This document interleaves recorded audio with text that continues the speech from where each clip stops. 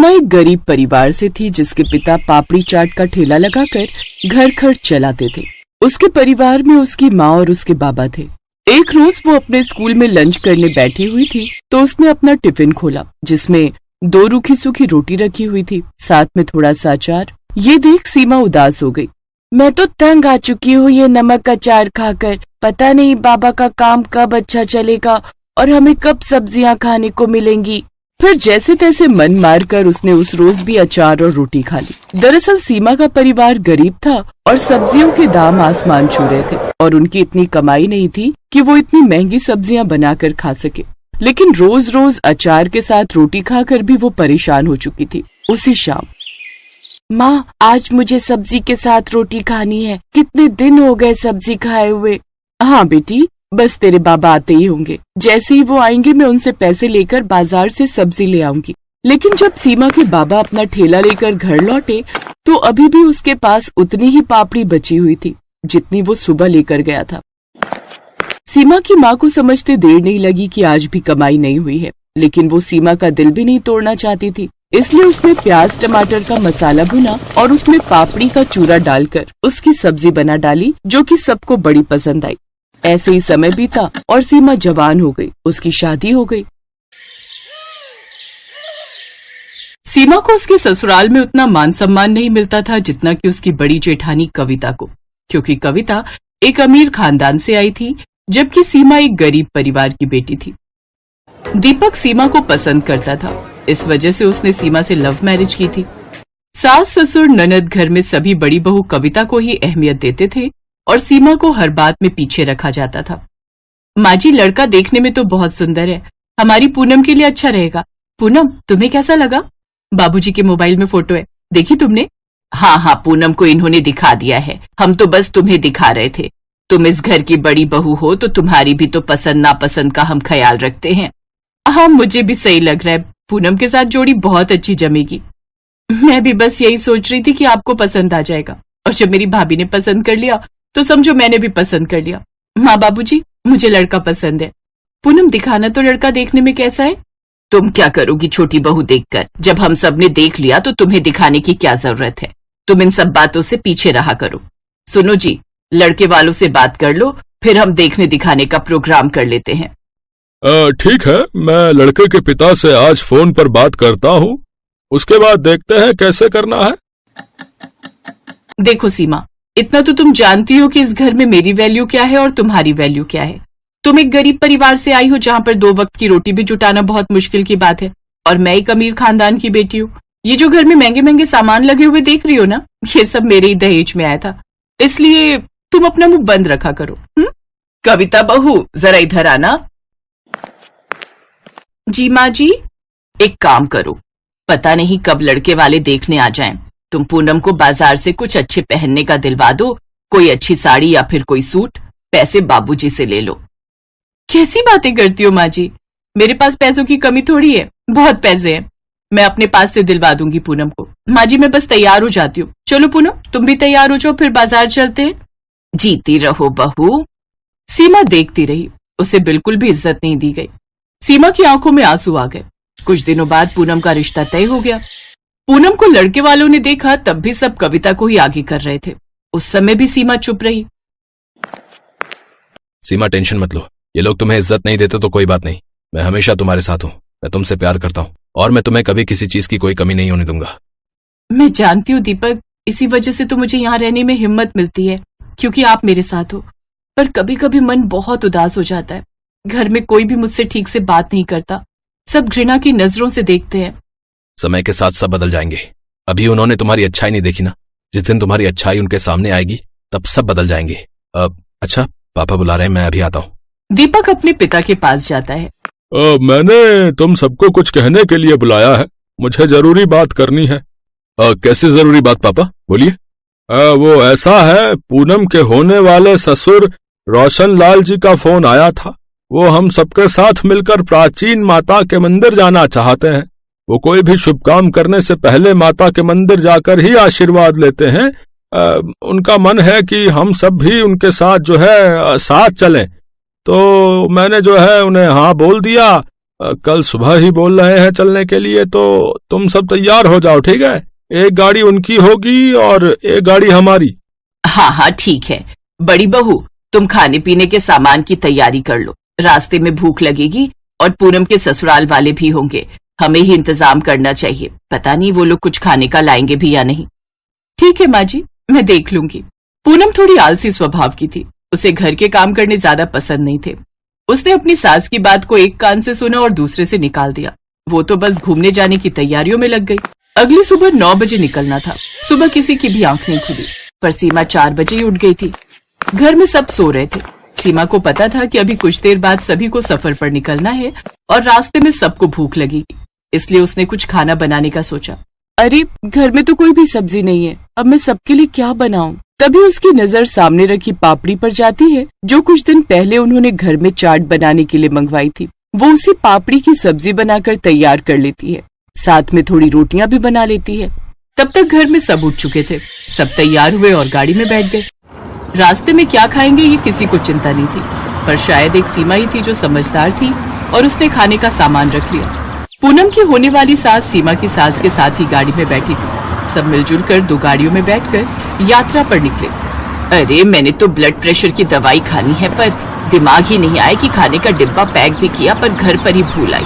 क्या करूं, उम्र के साथ साथ याददाश्त भी कमजोर हो गई है। तभी तो सोच रही हूँ पूनम शादी होकर घर आ जाएगी तो सब कुछ जिम्मेदारियां संभाल लेगी। माँ, हम लोगों ने कुछ खाने का रखा था, माँ जी को दे देते, ये दवाई ले लेंगी। कविता आगे वाली गाड़ी में है, एक बार पूछो अपने भैया को फोन करके। पूनम फोन करती है तो पता चलता है कि कविता ने खाने का कुछ भी नहीं रखा। सीमा गाड़ी में बैठी सब कुछ सुन रही थी। अब उससे रहा नहीं गया और वो बोली, आंटी जी, वो मैंने पापड़ी की सब्जी और रोटियां बनाई हैं। वो घर में सब्जी थी नहीं, इसलिए मैंने वही बना डाली। बचपन में माँ बनाती थी, उन्हीं से सीखा था। अरे वाह, पापड़ी की सब्जी, ये तो सुनने में ही बड़ी मस्त लग रही है। पापड़ी की सब्जी बनाने वाली बहू, जल्दी से परोस देना। ये तो बहुत अच्छी बात है आंटी जी, मैं अभी सबके लिए खाना परोस देती हूँ। तुमने कब बनाई बहू? वो माँ जी सुबह 4 बजे आँख खुल गई थी तो मैंने सोचा कुछ खाने का बना लेती हूँ। सीमा ने एक प्लेट पर रोटी और सब्जी रखकर पूनम की होने वाली सास को दी। भूख भी सभी को लगी थी। सभी ने पापड़ी की सब्जी रोटियों के साथ खाई। सबको वो पापड़ी की सब्जी बड़ी पसंद आई और सबने सीमा की खूब तारीफ की। सीमा के चेहरे पर एक संतोष वाली खुशी थी। अगर सीमा सुबह जल्दी उठकर खाना न बनाती तो आज सब भूखे रहते। पूनम के ससुराल वालों पर भी बहुत बुरा असर होता। पूनम, तुम्हारी सीमा भाभी बहुत समझदार है। मैं चाहती हूँ कि तुम भी अपनी सीमा भाभी की तरह समझदार बनो और हमारे घर को पूरी तरह संभाल लो। सीमा, तुम बहुत समझदार हो। सीमा, तुम जैसी बहू किस्मत वालों को मिलती है। तुमने आज हम सब की इज्जत बचा ली। तुमने आज एक समझदार बहू होने का फर्ज निभाया। जीती रहो बहू, जीती रहो। उस दिन सीमा को एहसास हुआ कि जो ससुराल वाले उससे दूरी बनाकर रहते थे, आज वो सब उसे बहुत सम्मान भी दे रहे हैं और बहुत प्यार से भी बात कर रहे हैं।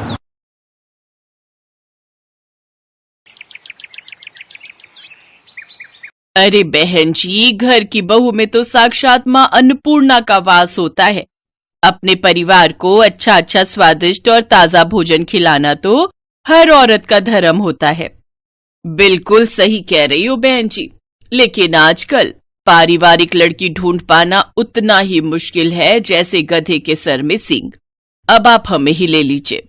अर्णव मेरा इंजीनियर है, कम से कम लाखों में सैलरी है उसकी, लेकिन फिर भी अपनी पसंद की लड़की नहीं मिल रही। वो क्या है ना, मेरा अर्णव विदेशी खाना खाने का बड़ा ही शौकीन है। कहता है सिर्फ उसी लड़की से शादी करूंगा जो विदेशी खाना यानी कॉन्टिनेंटल फूड, हाँ कॉन्टिनेंटल फूड बनाना जानती होगी। और आपको तो आजकल की लड़कियों का पता ही है, इंडियन खाना तो उनसे बनता नहीं तो विदेशी तो क्या ही बनाएंगी। अरे ना ना ना बहन जी, सब लड़कियां एक सी ना होती। मेरी सानवी तो हर तरह का खाना बनाना जानती है, खासकर वो विदेशी कॉन्टिनेंटल फूड। फिर तो जल्दी से उसे बुला दीजिए। उर्मिला अपनी बेटी को बुलाने अंदर जाती है।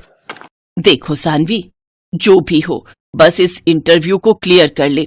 बहुत बड़ी पार्टी आई है रिश्ते के लिए, खूब नौकर चाकर और गाड़ियां हैं घर में। तेरी बात पक्की हो गई ना तो तू राज करेगी राज। और सुनना, मैंने तेरी तारीफ में बड़े बड़े कसीदे पढ़ दिए हैं, कि तुझे बहुत ही बढ़िया बढ़िया कॉन्टिनेंटल खाना बनाना आता है। माँ, मुझसे आलू पूड़ी रोटी सब्जी ये सब तो ठीक से बनता नहीं।